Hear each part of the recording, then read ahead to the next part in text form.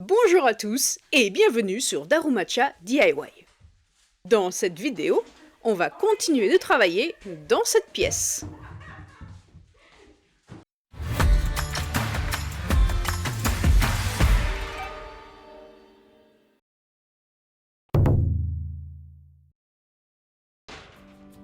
On fait coulisser les volets, on retire les moustiquaires, ainsi que les 4 fenêtres. Du simple vitrage. Et oui, j'entends absolument tout ce qui se passe à l'extérieur. C'est absolument génial. Du coup, ici, on voudrait travailler sur quelques petits détails. Après avoir posé le parquet dans la vidéo précédente, il nous fallait travailler sur le rebord de ce parquet qui fait face à la fenêtre. Nous avons donc découpé ce dernier pour obtenir une belle ligne droite, et on va venir y déposer une tige en aluminium.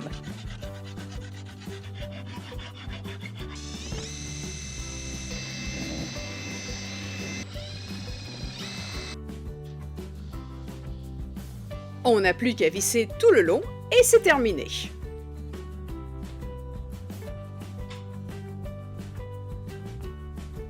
Le design de ces fenêtres ainsi que de ces volets sont très classiques et communs ici. Cette partie que vous voyez a été rénovée il y a très longtemps. Donc ce sont les seules nouvelles fenêtres que nous ayons comparées au reste de la maison. Oui, rénovées. Mais du simple vitrage quoi.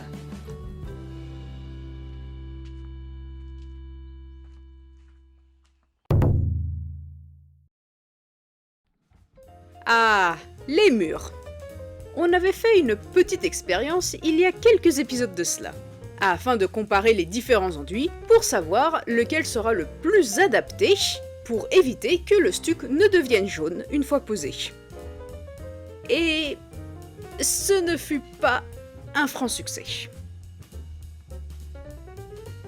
Au final, on a appliqué l'enduit le moins pourri sur l'intégralité des murs. Et on y a mis la dose. Est-ce que ce truc tourne à gauche ou à droite? Ah, enfin bref. Du coup, il est grand temps d'appliquer ce stuc. Alors, combien de couches est-ce que ça va prendre?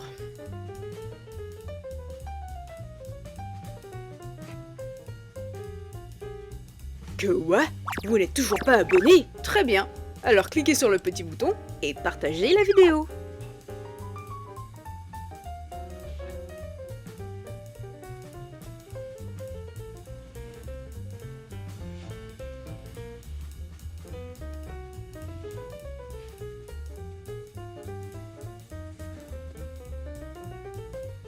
Le jour suivant, on a fait un petit tour dans cette pièce.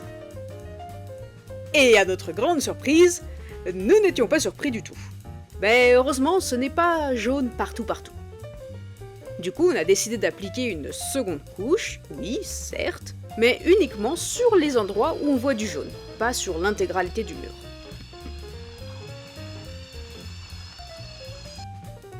Fort heureusement, ça ne sera pas choquant visuellement, parce que contrairement à la peinture, le stuc a une texture beaucoup plus épaisse.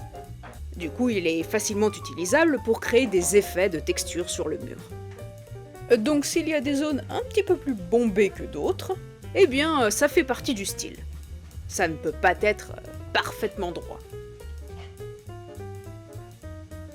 Actuellement, vous pouvez voir la deuxième couche, car cette dernière est encore humide. Mais une fois sec, ça ne se verra même pas. Le jour d'après, on peut voir le résultat.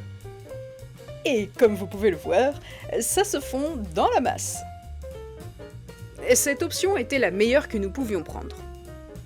Et car il ne nous restait plus qu'un seul paquet de stuc, et nous ne voulions pas en racheter un nouveau. Sachant qu'ils sont vendus par paquet de 20 kg, il ne nous en fallait pas autant. On ne voulait tout simplement pas gâcher.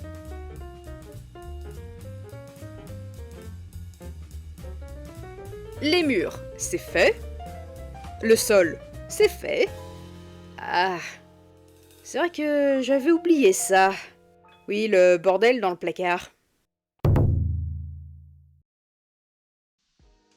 Alors, le placard et son bordel. Qui était ultra pratique pour nous parce qu'on avait nos outils à portée de main. Je me demande ce qui est le plus difficile au final. Est-ce que c'est la pose du stuc ou alors nettoyer ceci? Je pense que nettoyer ceci quand même, hein... Oui, bon, c'est sûr qu'on peut en débattre.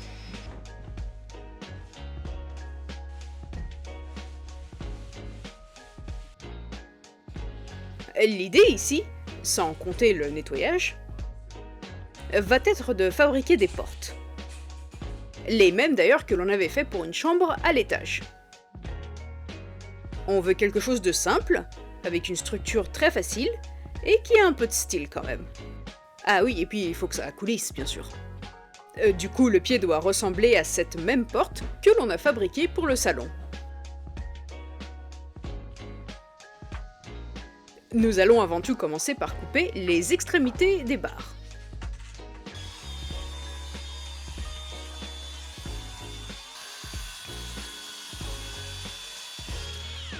Et maintenant, on va leur donner la forme que l'on vous a montrée tout à l'heure.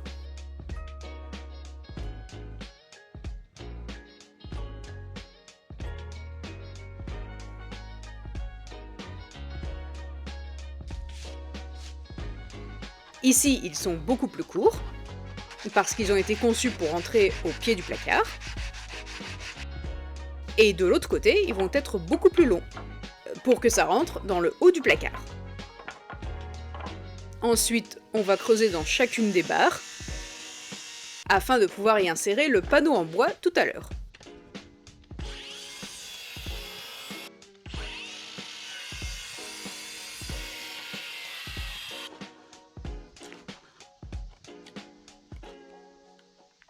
Pour vous donner une idée, ça c'est ce qu'on a actuellement, et ça c'est ce que l'on souhaiterait avoir.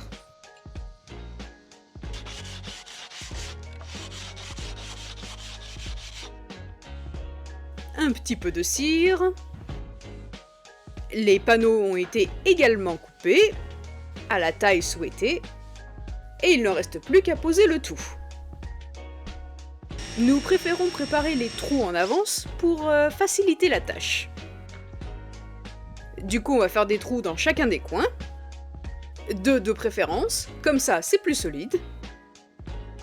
Si l'on n'utilise pas le foret et que l'on visse directement, eh bien ça pourrait créer des fissures sur les barres en bois. C'est quand même mieux de l'éviter.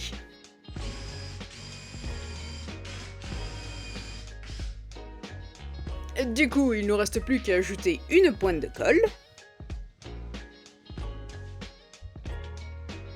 Et d'y déposer ce panneau. Certes très classique, mais on aime bien sa gueule.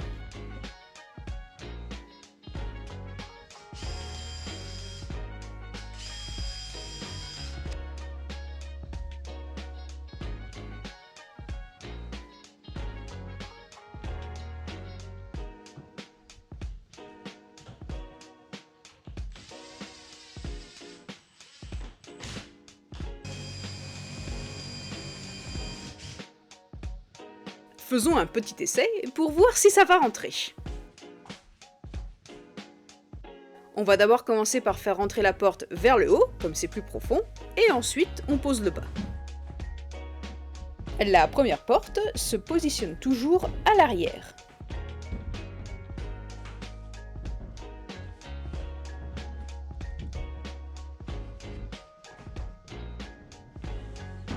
Ouais, c'est pas trop mal.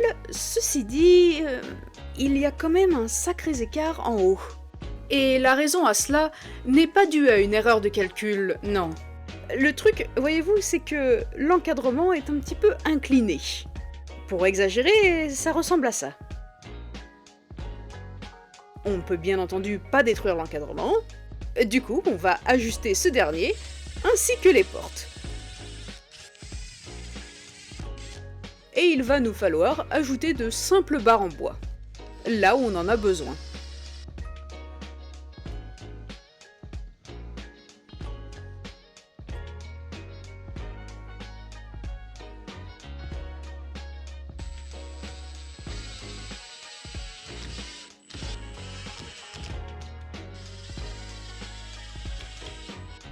Au niveau de la porte, c'est fait.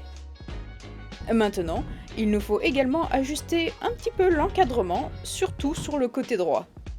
C'est là où on a également un grand écart.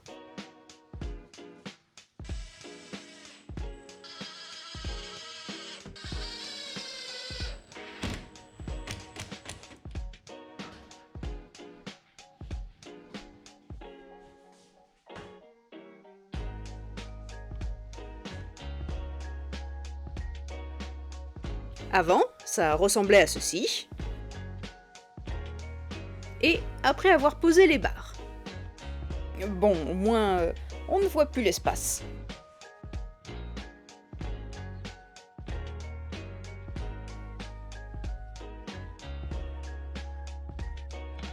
La porte est quasiment finie. On va juste reboucher les trous. Oui, parce que c'est plus joli ainsi.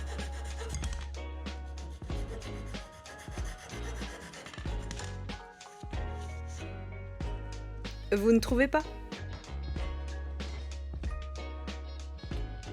Et la deuxième et dernière chose à faire va être de poser les poignées. Une forme un petit peu particulière, mais nécessaire. Vous allez comprendre pourquoi.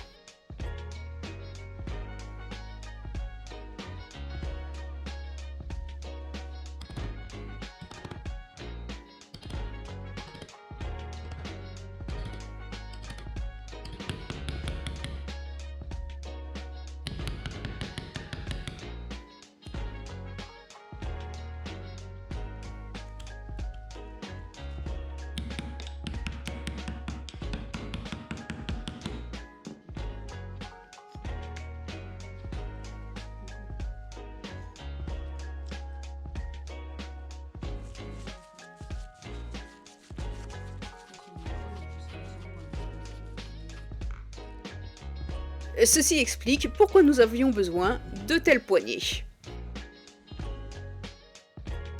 Les poignées pour les grandes portes, c'est fait. Et pour les plus petites portes en haut, la poignée a été posée vers le bas et non au milieu, afin que la poignée soit tout simplement accessible.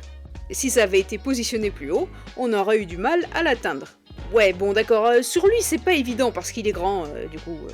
Mais vous avez compris l'idée, hein? Et voilà, on en a fini pour aujourd'hui. Dans un prochain épisode... Ah, une nouvelle technique en menuiserie. On branche un petit câble ou deux, on change une moustiquaire, on applique un étrange produit. Enfin bon, vous en saurez plus la prochaine fois. En attendant, prenez soin de vous.